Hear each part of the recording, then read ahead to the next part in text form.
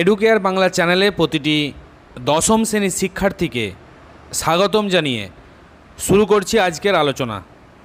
আজকের আলোচনায় রয়েছে ইতিহাস বিষয়ের ষষ্ঠ অধ্যায়, অর্থাৎ 20 শতকের ভারতে কৃষক, শ্রমিক ও বামপন্থী আন্দোলন, বৈশিষ্ট্য ও পর্যালোচনা। এই অধ্যায় থেকে আমরা বাছাই করা 50টি এমসিকিউ প্রশ্ন নিয়ে আলোচনা করব। এই প্রশ্নগুলি আলোচনার সাথে সাথে এর সঙ্গে সম্পর্কযুক্ত অন্যান্য গুরুত্বপূর্ণ বিষয়গুলিও তোমাদের সাথে আলোচনা করে নেব। তাহলে শুরু করছি আজকের আলোচনা, অর্থাৎ ইতিহাসের ষষ্ঠ অধ্যায়, যা সেকেন্ড ইউনিট টেস্টে তোমাদের পড়তে হবে, পাশাপাশি আগত 2025 সালের মাধ্যমিকের জন্য সমানভাবে প্রযোজ্য। প্রথমে রয়েছে বঙ্গভঙ্গ বিরোধী আন্দোলন শুরু হয়েছিল 1904 খ্রিস্টাব্দে, 1905 খ্রিস্টাব্দে, 1906 খ্রিস্টাব্দে নাকি 1911 খ্রিস্টাব্দে। এটা সঠিক উত্তর হয়ে যাবে 1905 খ্রিস্টাব্দে। তাহলে বঙ্গভঙ্গ বিরোধী আন্দোলন শুরু হয়েছিল কত খ্রিস্টাব্দে? উত্তর হচ্ছে 1905 খ্রিস্টাব্দে। তারপর রয়েছে বঙ্গভঙ্গের পরিকল্পনা কার্যকরী হয়েছিল। কার্যকরী মানে বুঝতেই পারছো, অপশান আছে 19শে জুলাই 1905 খ্রিস্টাব্দ, 16ই আগস্ট 1905, 10ই অক্টোবর 1905, 16ই অক্টোবর 1905। এটা সঠিক উত্তর হয়ে যাবে 16ই অক্টোবর 1905 খ্রিস্টাব্দে। অর্থাৎ বাংলা বিভাজন করা হবে, সেই পরিকল্পনাটা যেটা নেওয়া হয়েছিল সেটা কার্যকর হয়েছিল কবে? না 16ই অক্টোবর 1905। নেক্সট আছে বঙ্গভঙ্গের প্রতিবাদে সর্বপ্রথম বয়কটের ডাক দিয়েছিলেন কে? এখানে 4টে অপশান রয়েছে: সুরেন্দ্রনাথ ব্যানার্জি, অশ্বিনী কুমার দত্ত, কৃষ্ণকুমার মিত্র এবং রবীন্দ্রনাথ ঠাকুর। এটা সঠিক উত্তর হয়ে যাবে কৃষ্ণকুমার মিত্র। এখানে তোমরা মনে রাখবে যে কৃষ্ণকুমার মিত্র তার সঞ্জীবনী পত্রিকায় প্রথম বঙ্গভঙ্গের প্রতিবাদে বয়কটের ডাক দিয়েছিলেন। তারপর রয়েছে স্বদেশী ভাণ্ডার গড়ে তোলেন, 4টে অপশান রয়েছে: সরলা দেবী চৌধুরানী, রবীন্দ্রনাথ ঠাকুর, বিপিনচন্দ্র পাল, অরবিন্দ ঘোষ। এটার উত্তর হবে রবীন্দ্রনাথ ঠাকুর। এবং এই স্বদেশী ভাণ্ডার গড়ে ওঠে ওই সময়ে, অর্থাৎ বঙ্গভঙ্গ বিরোধী আন্দোলনের সময়ই স্বদেশী ভাণ্ডার গড়ে ওঠে। তারপর রয়েছে ভারতে গান্ধীজির প্রথম সত্যাগ্রহ কোনটি ছিল? যে 4টে অপশান রয়েছে: বারদৌলি সত্যাগ্রহ, খেদা সত্যাগ্রহ, আহমেদাবাদ সত্যাগ্রহ এবং চম্পারণ সত্যাগ্রহ। এটা সঠিক উত্তর হয়ে যাবে চম্পারণ সত্যাগ্রহ। চম্পারণ সত্যাগ্রহই হলো ভারতে গান্ধীজির প্রথম সত্যাগ্রহ। তারপর রয়েছে চম্পারণ কৃষি বিল পাস হয় কত খ্রিস্টাব্দে? যে 4টে অপশান রয়েছে 1916, 17, 18 এবং 19। এর মধ্যে সঠিক উত্তরটি হয়ে যাবে 1917 খ্রিস্টাব্দ। 7 নম্বর কোশ্চেনে রয়েছে গুজরাটের জমিদাররা যে নামে পরিচিত। অপশান আছে পাতিদার, সাহুকার, তালুকদার এবং কালিপ্রাজ। এটার উত্তর হবে পাতিদার। নেক্সট, 3 কাঠিয়া ব্যবস্থা প্রচলিত ছিল কোথায়? অপশান রয়েছে বাংলা, বিহার, মহারাষ্ট্র এবং উত্তরপ্রদেশ। এটা সঠিক উত্তর হবে বিহার। তাহলে ভালো করে মনে রাখতে হবে 3 কাঠিয়া ব্যবস্থা কোথায় প্রচলিত ছিল? বিহারে। নেক্সট, অসহযোগ আন্দোলনের সময় অযোধ্যায় কৃষক আন্দোলনে কে নেতৃত্ব দেন? যে 4টে অপশান রয়েছে জওহরলাল নেহেরু, মহাত্মা গান্ধী, স্বামী বিদ্যানন্দ এবং বাবা রামচন্দ্র। এটার উত্তর হয়ে যাবে বাবা রামচন্দ্র। এটাও খুব ইম্পর্টেন্ট, মনে রাখবে তোমরা যে বাবা রামচন্দ্র অসহযোগ আন্দোলনের সময় অযোধ্যায় কৃষক আন্দোলনে নেতৃত্ব দিয়েছিলেন। নেক্সট, স্বামী বিদ্যানন্দ যে অঞ্চলের কৃষক বিদ্রোহে নেতৃত্ব দেন? এটার উত্তর হবে বিহার। স্বামী বিদ্যানন্দ তাহলে কোথায়, মানে কোন অঞ্চলের কৃষক বিদ্রোহে নেতৃত্ব দেন? উত্তর হচ্ছে বিহার। নেক্সট, মাদারিপাসি যে আন্দোলনের সঙ্গে যুক্ত ছিলেন? অপশান আছে একা আন্দোলন, খেদা সত্যাগ্রহ, বারদৌলি সত্যাগ্রহ এবং চম্পারণ সত্যাগ্রহ। এটাও মোস্ট ইম্পর্টেন্ট, তাহলে বোঝা যাচ্ছে বাছাই করা প্রশ্নগুলোই তোমাদের সামনে তুলে ধরা হয়েছে, যেখানে প্রতিটি প্রশ্নই সমানভাবে গুরুত্বপূর্ণ। মাদারিপাসি যে আন্দোলনের সঙ্গে যুক্ত ছিলেন তা হলো একা বা একতা আন্দোলন। নেক্সট আছে অযোধ্যা কিষাণ সভা, যা প্রতিষ্ঠিত হয়েছিল 1920 খ্রিস্টাব্দে। সেই অযোধ্যা কিষাণ সভা কে প্রতিষ্ঠা করেন? অপশান আছে বাবা রামচন্দ্র, মাদারিপাসি, গৌরীশঙ্কর মিশ্র, জওহরলাল নেহেরু। এটার সঠিক উত্তর হয়ে যাবে জওহরলাল নেহেরু।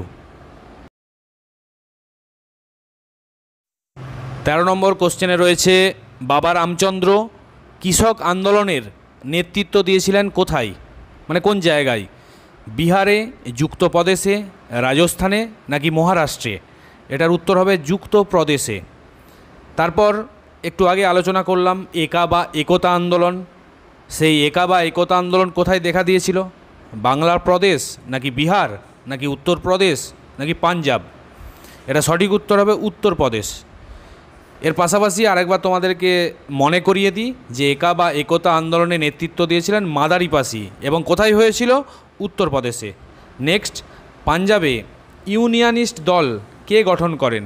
যে 4টে অপশান রয়েছে, খড়ক সিং, জাগির সিং, ফজল ই হুসেন, মাস্টার হরি সিং। এটার সঠিক উত্তর হয়ে যাবে ফজল ই হুসেন, ভালো করে মনে রাখবে। তারপর আছে কোন প্রদেশের কৃষকদের কুনবি পাতিদার বলা হয়? অপশান আছে যুক্তপ্রদেশ, গুজরাট, পাঞ্জাব, বিহার। এটার উত্তর হয়ে যাবে গুজরাট। তাহলে গুজরাটের কৃষকদের কুনবি পাতিদার বলা হয়, ভালো করে মাথায় রাখবে, গুজরাটের কৃষকদের কুনবি পাতিদার বলা হয়। নেক্সট, রাম্পা বা রুম্পা বিদ্রোহে নেতৃত্ব দেন কে? অপশান আছে আল্লুরি সীতারাম রাজু, দণ্ডু নারায়ণ রাজু, এনজি রঙ্গ, কোনাডা বেঙ্কাটাপাইয়া। এবং যে বিদ্রোহ হয়েছিল 1922 থেকে 24 সালে। এটার সঠিক উত্তর হবে আল্লুরি সীতারাম রাজু। এটাও ইম্পর্টেন্ট। রুম্পা বা রাম্পা বিদ্রোহে যিনি নেতৃত্ব দিয়েছিলেন তিনি হলেন আল্লুরি সীতারাম রাজু। নেক্সট, মোপালা বিদ্রোহ সংগঠিত হয়েছিল কোথায়? অপশান আছে কোঙ্কণ উপকূল, মালাবার উপকূল, গোদাবরী উপত্যকায়, উড়িষ্যায়। এখানে যে অপশানগুলি রয়েছে তার মধ্যে সঠিক উত্তরটি হয়ে যাবে মালাবার উপকূলে। তাহলে মোপলা বিদ্রোহ কোথায় সংগঠিত হয়েছিল? না, মালাবার উপকূল, অর্থাৎ কেরালায় যে উপকূল তা হলো মালাবার উপকূল, সেখানেই মোপালা বিদ্রোহ বা মোপলা বিদ্রোহ সংগঠিত হয়েছিল। নেক্সট, হালি প্রথা প্রচলিত ছিল কোথায়? বিহারে, পাঞ্জাবে, গুজরাটে, যুক্তপ্রদেশে। এটার উত্তর হবে গুজরাটে। হালি প্রথা তাহলে কোথায় প্রচলিত ছিল? গুজরাটে, ভালো করে মনে রাখবে। তারপর রয়েছে বারদৌলি সত্যাগ্রহ হয়েছিল কোথায়? অপশান আছে বোম্বাই, পাঞ্জাব, মাদ্রাজ, গুজরাট। এটার উত্তর হবে গুজরাট। তাহলে গুজরাটে বারদৌলি সত্যাগ্রহ হয়েছিল। তারপর রয়েছে 1929 খ্রিস্টাব্দে কংগ্রেসের লাহোর অধিবেশনে কে সভাপতিত্ব করেন? অপশান আছে মহাত্মা গান্ধী, জওহরলাল নেহেরু, বল্লভভাই প্যাটেল, আব্দুল গফ্ফর খান। এটার উত্তর হবে জওহরলাল নেহেরু। জওহরলাল নেহেরু 1929 খ্রিস্টাব্দে কংগ্রেসের লাহোর অধিবেশনে সভাপতিত্ব করেন। তারপর রয়েছে 22 নম্বর কোশ্চেন, বাংলার প্রজা পার্টি বা কৃষক প্রজা পার্টি গঠিত হয় কত খ্রিস্টাব্দে? অপশান আছে 1920, 22, 28, 29। এটার উত্তর হবে 1929, অর্থাৎ ওই একই বছরে, যে বছর কংগ্রেসের লাহোর অধিবেশন বসেছিল সে বছরই বাংলায় প্রজা পার্টি বা কৃষক প্রজা পার্টি গঠিত হয়। তারপর আছে পাঞ্জাব রিয়াস্তি প্রজামণ্ডল কে গড়ে তোলেন? অপশান আছে সহজানন্দ সরস্বতী, খড়ক সিং, মাস্টার হরি সিং, জাগির সিং। এটার উত্তর হবে খড়ক সিং, ভালো করে মনে রাখবে। পাঞ্জাব রিয়াস্তি প্রজামণ্ডল খড়ক সিংয়ের উদ্যোগে গড়ে ওঠে কত খ্রিস্টাব্দে? 1928 খ্রিস্টাব্দে। তারপর আছে শের ই বাংলা নামে কে পরিচিত ছিলেন? অপশান আছে ফজলুল হক, আব্দুর রহিম, আকরম খাঁ, ফজল ই হুসেন। এটাও মোস্ট ইম্পর্টেন্ট কোশ্চেন, খুব ভালো করে তোমাদের মাথায় রাখতে হবে। এটার উত্তর হয়ে যাবে ফজলুল হক। শের ই বাংলা নামে যিনি পরিচিত ছিলেন তিনি আর কেউ নন, তিনি হলেন ফজলুল হক। তারপর রয়েছে কংগ্রেস সমাজতন্ত্রী দল গঠিত হয়েছিল কত খ্রিস্টাব্দে? অপশান আছে 1930, 31, 34, 36। এটার উত্তর হয়ে যাবে 1934 খ্রিস্টাব্দ। 1934 খ্রিস্টাব্দে কংগ্রেস সমাজতন্ত্রী দল গঠিত হয়েছিল? তারপর আছে বিশ্বব্যাপী অর্থনৈতিক মহামন্দা শুরু হয়েছিল? অপশান 1927, 28, 29, 1930। এটার উত্তর হবে 1929 খ্রিস্টাব্দ। তারপর কংগ্রেসের যে অধিবেশনে ভারত ছাড়ো প্রস্তাবটি গৃহীত হয়? অপশান আছে লাহোর, লখনৌ, ওয়ার্ধা বোম্বাই, কলকাতা। এটার উত্তর হবে ওয়ার্ধা বোম্বাই। ভারত ছাড়ো আন্দোলন মনে রাখবে 1942 সালে মহাত্মা গান্ধীর নেতৃত্বে শুরু হয়েছিল। তারপর বখস্ত জমি বলতে বোঝায়? অপশান আছে অরণ্যভূমি, সংরক্ষিত জমি, খাস জমি, অনাবাদি জমি। উত্তর হবে খাস জমি। তারপর গান্ধী কন্যা বলা হয় কাকে? অপশান আছে সরোজিনী নাইডু, মাতঙ্গিনী হাজরা, অরুণা আসফ আলী, সুচেতা কৃপালিনী বা কৃপালিনী। এটার উত্তর হবে মাতঙ্গিনী হাজরা। মাতঙ্গিনী হাজরাকে গান্ধী কন্যা বলা হয়। তারপর আছে 30 নম্বর প্রশ্ন হলো তাম্রলিপ্ত জাতীয় সরকারের নেতৃত্ব গ্রহণ করেন কে? যে চারটে অপশান আছে সতীশচন্দ্র সামন্ত, রামচন্দ্র বেরা, অবনী মুখার্জি, বীরেন্দ্রনাথ শাসমল। এটা সঠিক উত্তর হবে সতীশচন্দ্র সামন্ত। তারপর পুন্নাপ্রা ভাইলারের গণসংগ্রাম শুরু হয়েছিল কোন রাজ্যে? অপশান আছে জুনাগড়, ত্রিবাঙ্কুর, হায়দ্রাবাদ, মহীশূর। এটার উত্তর হবে ত্রিবাঙ্কুর রাজ্য। ত্রিবাঙ্কুর রাজ্যে পুন্নাপ্রা ভাইলারের গণসংগ্রাম শুরু হয়েছিল 1946 খ্রিস্টাব্দে। নেক্সট, সারা ভারত কিষাণ কংগ্রেস প্রতিষ্ঠিত হয়েছিল কবে? অপশান আছে 1930, 34, 36, 37। এটা সঠিক উত্তর হবে 1936। তারপর বাংলায় তেভাগা আন্দোলনের প্রথম সূচনা হয়েছিল কোথায়? অপশান আছে জলপাইগুড়িতে, 24 পরগনাতে, মেদিনীপুরে, দিনাজপুরে। এটার উত্তর হবে দিনাজপুরে। তারপর লাঙল যার জমিদার অথবা নিজ খামারে ধান তোলো কোন কৃষক আন্দোলনের স্লোগান ছিল? যে চারটে অপশান রয়েছে তার মধ্যে সঠিক উত্তরটি হয়ে যাবে তেভাগা আন্দোলন। খুব ভালো করে মনে রাখবে। তারপর ভারতের প্রথম শ্রমিক সংগঠনটি ছিল এআইটিইউসি, শ্রমজীবী সমিতি, শ্রমিক সভা, কংগ্রেস, লেবার পার্টি। এটার উত্তর হবে শ্রমজীবী সমিতি। তারপর মাদ্রাজ লেবার ইউনিয়ন কে প্রতিষ্ঠা করেন? অপশান আছে BP Wadia, Lala Lajpat Rai, NM Joshi, SA ডাঙ্গে। এটার উত্তর হবে BP Wadia. Madras labour union তাহলে প্রতিষ্ঠা কে করেছিলেন? বিপি ওয়াদিয়া। নেক্সট, তাশখন্দে ভারতের প্রথম কমিউনিস্ট পার্টি প্রতিষ্ঠিত হয় কত খ্রিস্টাব্দে? 1917, 18, 20, 25। এটার উত্তর হয়ে যাবে 1920। এই তাশখন্দ কোথায়? না রাশিয়ায়।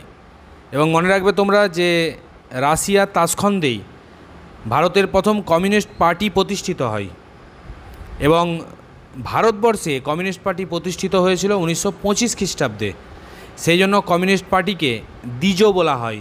দ্বিজ কথার অর্থ কী? না যার দুইবার জন্ম, অর্থাৎ একবার তাশখন্দে আর একবার কানপুরে।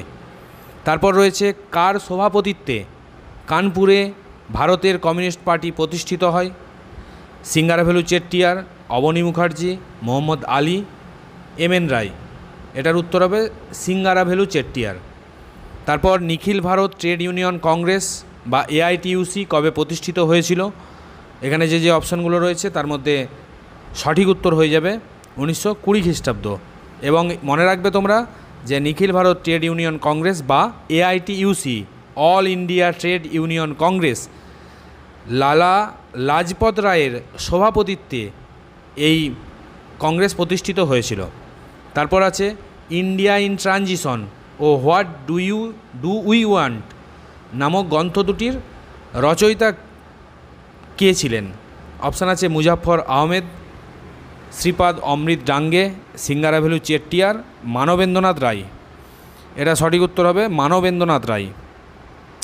তারপর রয়েছে কার সভাপতিত্বে স্বরাজ্য দল গঠিত হয়? মতিলাল নেহেরু, কালেকার, মহাত্মা গান্ধী, চিত্তরঞ্জন দাস। এটার উত্তর হবে চিত্তরঞ্জন দাস। চিত্তরঞ্জন দাস 1923 সালে স্বরাজ্য দল গঠন করেছিলেন। তারপর আছে কংগ্রেস সমাজতন্ত্রী দল প্রতিষ্ঠিত হয়েছিল কোথায়?